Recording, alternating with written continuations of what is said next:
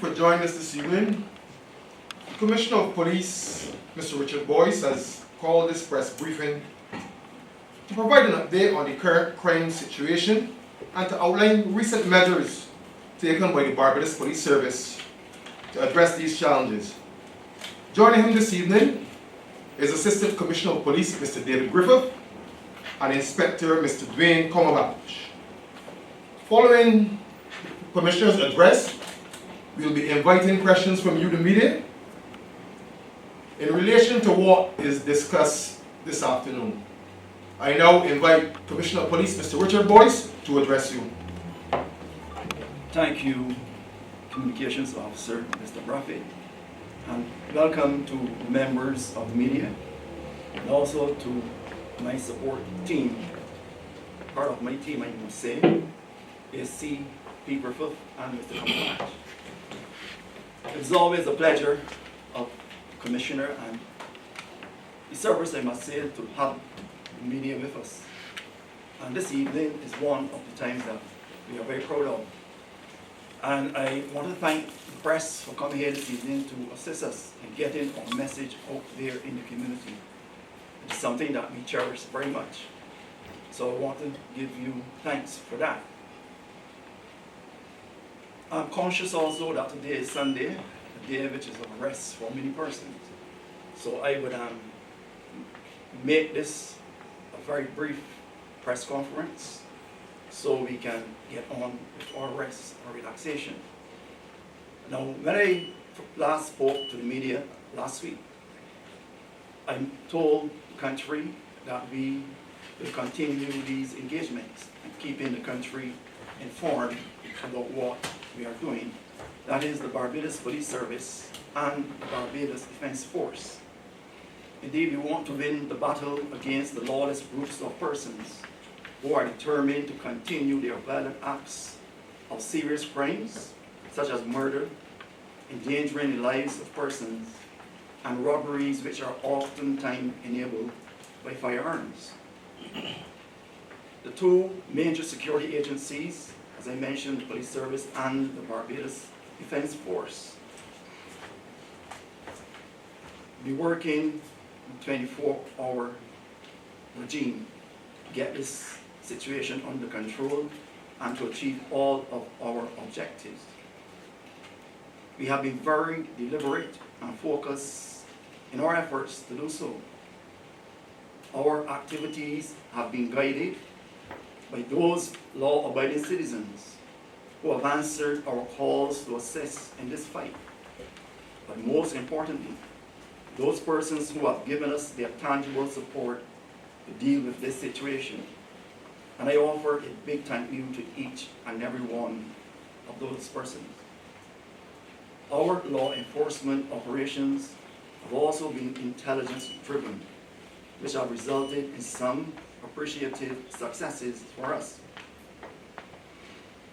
For us, and for the month of June, if I must say, this year, our efforts have resulted in the seizure of 9 firearms and a number of rounds of ammunition. Among those seized firearms is the one which was used in the murder of Cameron Elcock, which occurred on the 12th of June 2025 at 6 Roads, St. Philip. And only last night, our officers conducted an operation at Accommodation Road, Bush Hall, St. Michael, that resulted in the seizure of 2 firearms and 30 rounds of ammunition. 5 males ranging in the ages from 18 to 24 were taken into custody for further questioning as it relates to this matter. Last night's seizure was a sobering moment for us in the law enforcement community, and no doubt the general public concurred with us in coming to that conclusion. We have no choice than to redouble our efforts to uproot this real dangerous threat against the decent and proper functioning of our country. I have asked for weapons that were seized last night: a Glock pistol, the AR-15, which is a semi-automatic rifle, and one of the most deadly weapons as it relates to firearms to be brought here this evening. I will ask Mr. Cumberbatch, Inspector Cumberbatch, to display the weapons for you so you can have an idea of what I'm talking about. And most importantly, commit yourselves to the duty which must all do to win the battle against the persons who are engaged in this type of activity. So what I have discussed with members of the media is that we are doing everything to make sure that we reclaim this country from the thugs who are operating out there day and night. And I want to assure the public that we in the police service, the defense force, and also along with good law-abiding citizens, we will do everything within our power to make sure that the culprits, persons who engage in that type of criminal conduct, will not win the war or win the type of behavior, the negative behavior, the assault against members of society, whatever that they are engaging. There's only one option, there's only one outcome for us, that we, the law enforcement fraternity and community, will win that battle. I will pause here to engage in the media in any questions or interactions so that we can have a better picture of what is before us. Yes, please. Ian Warren, BeijingReporter.com. What is being, okay, there's been a social media video where a woman was saying that sooner or later somebody's gonna look to defend themselves and then they will get in trouble. I know that in Trinidad and Tobago, their commissioner has granted a number of permits for pepper spray.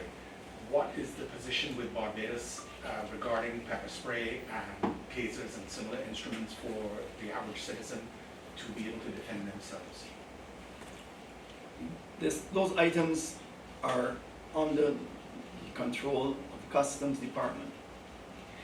If we reach a position or stage whereby we have to allow persons to protect themselves through such measures, we will discuss that at our security team meetings and come to a decision where that is concerned. But for the moment, my advice would be to, yes, try to protect yourself, but you have to be very conscious of what is happening when it comes to persons like criminals interacting with members of the public. Because when persons of the public set about to defend their property, what they do, they put their lives in danger. So we like to advise persons to cooperate with those persons who come to attack them, and if it is an item which is not that valuable, it is better sometimes to let the item go and keep your life safe. And that is my advice to you. Mr. Commissioner, you mentioned one of the weapons that have been involved on the June 12th killing of a young man. The other seizures, are they linked to any other investigations, and how close are you to wrapping up those investigations? Yes, there are other instances whereby we see links from one crime to another crime. And that is working for us. That guides us and gives us an idea where to focus, who to talk to, and the area to go in such like. And that is all I can say on that. But there are persons who we are developing as persons of interest, and that was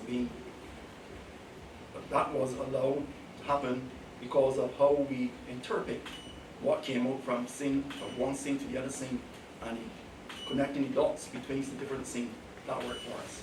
Mr. Commissioner, you mentioned there have been some high-profile acquittals in recent times.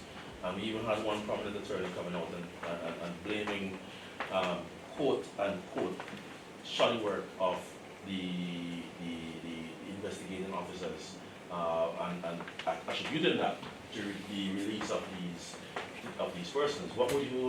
How would you respond And has there been any adjustments going forward as it relates to the investigative process as we deal with these new cases that as deal with these new suspects and cases going forward?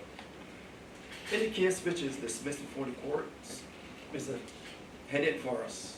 We view it very seriously, and what we do, we call for the file, do the review, and see where persons went wrong. For us, our first port, our base, is to look at the whole aspect of training and retraining. Because in this modern time, persons cannot do shoddy work for the courts. Every person is expected to receive justice for any crime that is committed against them.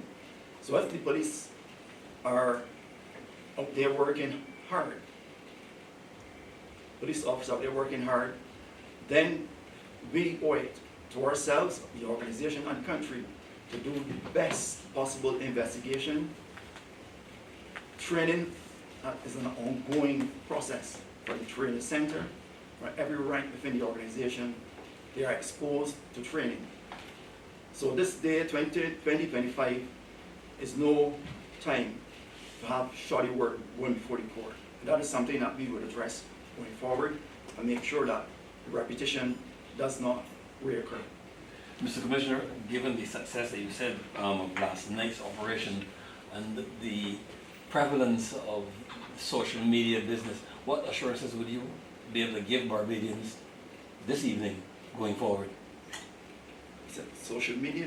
Yeah, lots of everything on social media, good, bad, or indifferent. But given the success of last night's operation, what kind of assurances would you want to give Barbadians tonight? But the assurance I would give the Barbadians tonight is that we, the police service, defense force, and good law-abiding citizens will continue to make sure that the country is safe. Every district, every avenue, we will put our resources in there, and we will make sure that we have the bad actors out of those areas. We have a good hand, and we're getting a stronger hand on what is happening.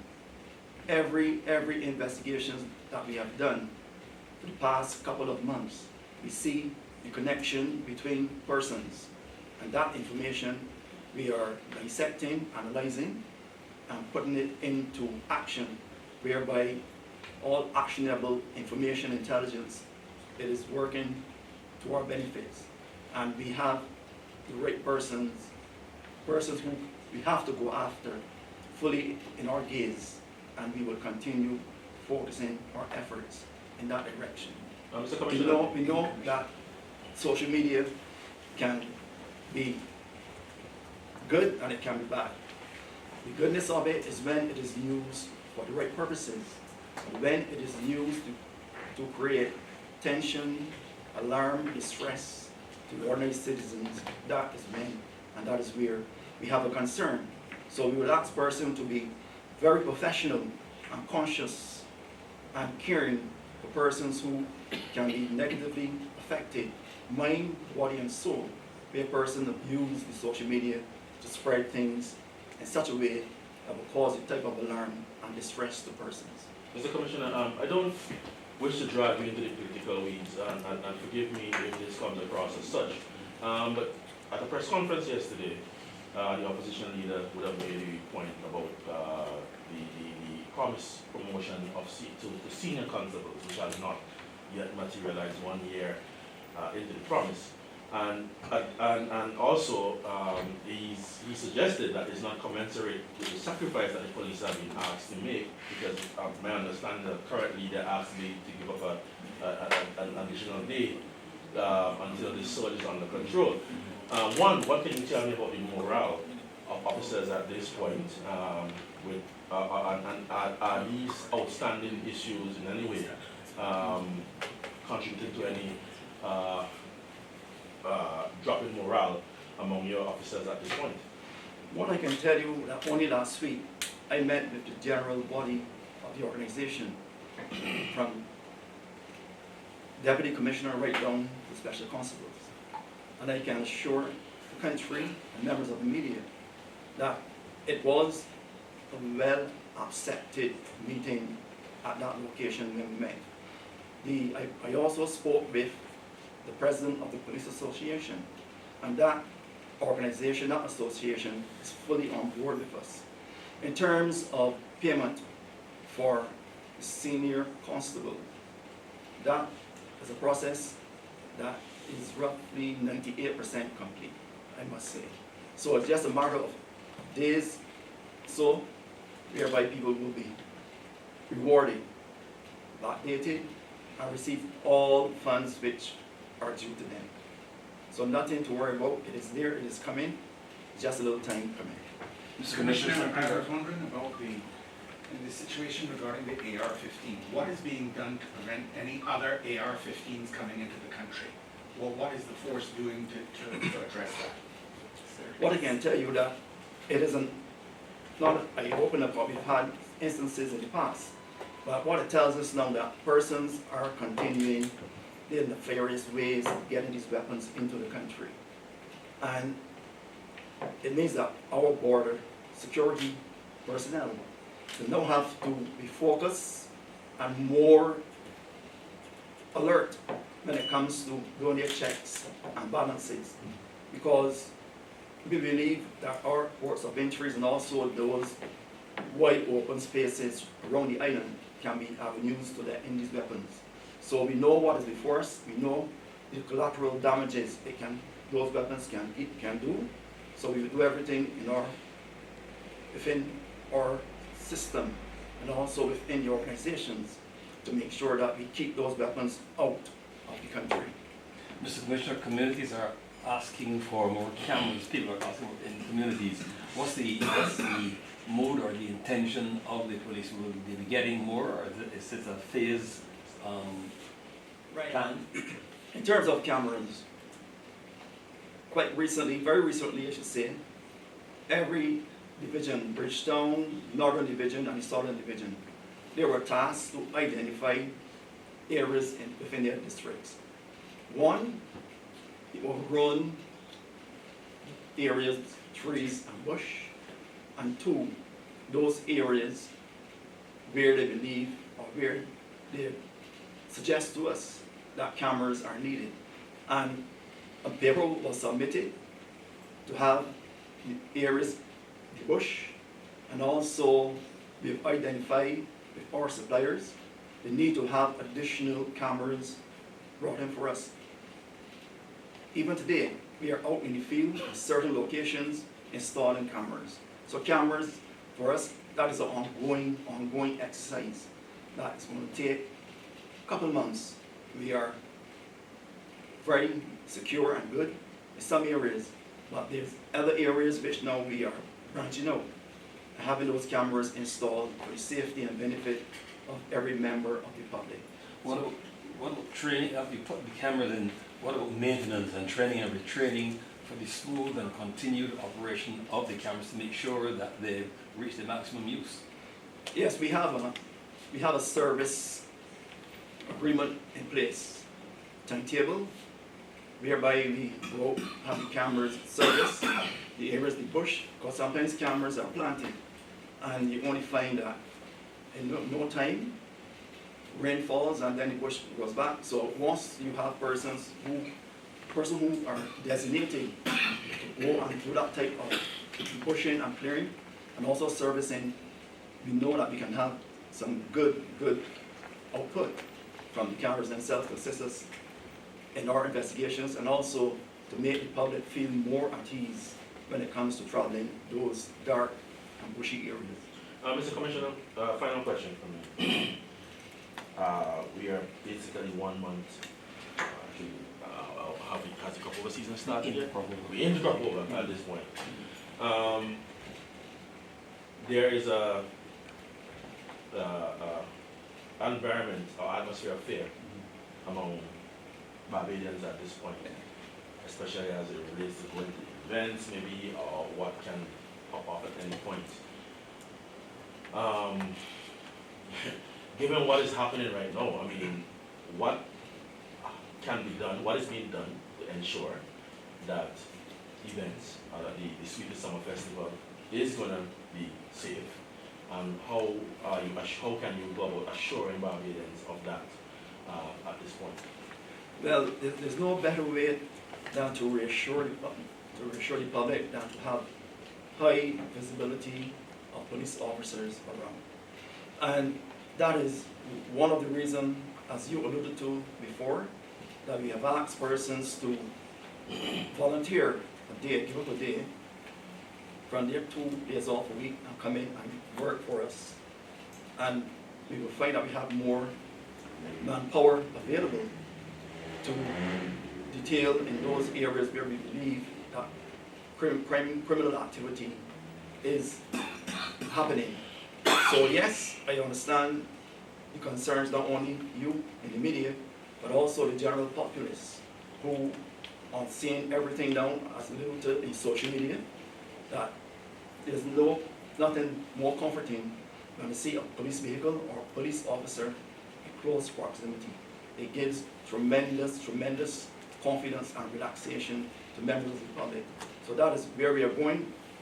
Police and the Barbados Defense Force, they will be working in tandem to make sure that persons are safe, and if need be, and we have to respond, then we respond in a timely manner to prevent any fallouts from situations. And is this going to result in a greater scrutinizing of venues, especially that are being chosen to host certain events, especially? And in terms of the investment put out by promoters for private security, what is that going to be? What is going to be the recommendation from the force as it relates to that? One of the recommendations when it comes to over and private promoters, that is something that you work on year by year by year. And since the incident which occurred at Fort Loose 2 years ago, a lot when that person brought down the fence and entered that event. Promoters have learned from that incident. And since last year, we saw a different mindset when it comes to policing those events, one, and hosting events at those locations from the promoters. Promoters now are very conscious of the need to have the best process of security at those locations. It may cost an extra dollar, but the extra dollar is worth it in terms of making persons feel safe and not going out there and looking over their shoulders. So yes, everyone is on board and understand what must be done to have those locations fixed wherever they're being held in good locations. We will partner with those persons and make sure what they have in place is suitable. Because if they are below our standards, then we speak to them and make sure that they go back to the drawing board and have those venues properly manned and secured for the safety of young public. Mr. Commissioner, there was a shooting in the city recently, and after the investigations discovered that a firearm was used between 3 individuals. Have those persons been picked up or are they in custody, and what's the position with the investigation to date? That case is still ongoing, I must say. The investigations have not been completed as yet. So we are still working on it, and it's a working process, progress, I must say. So we will look to have it brought to a conclusion and give the persons who are working on it some more time, please, so that whereby we can have all players whose names were mentioned in it brought to justice. Commissioner, we just had a shooting outside a funeral home. I know this is a lot of concern to the family who was mourning their loved one, then to have another relative killed in that incident. How is that investigation going? That investigation is still active, very active, I must say. We have some information coming in, which is pointing us in a particular area. And when we see where that leads us, we have a good idea what we are dealing with and who we are dealing with. So I would not want to say other things because it's very sensitive at this point in time. Commissioner, when you said to give up a day, the officers to give up a day, For how long? There for how long? For 2 months, 3 months, for a whole year? Let us reflect on last year when we had Cricket World Cup. The same position was put forward, accepted, and it worked well until we did a review and said, well, we reached a stage whereby no need for the same. And we will follow the same process this time around. We are willing to go, but we know when to pull back and give the persons time to rest, relax, and start fresh again. And if we have to pull back, then it will be done in phases and groups and things like that. It will not be a one-time pull back. We can do gradually pull back. So we have all those things in place. So we want to say thank you for coming, and we really appreciate your attendance this evening. Thank you, and travel safely.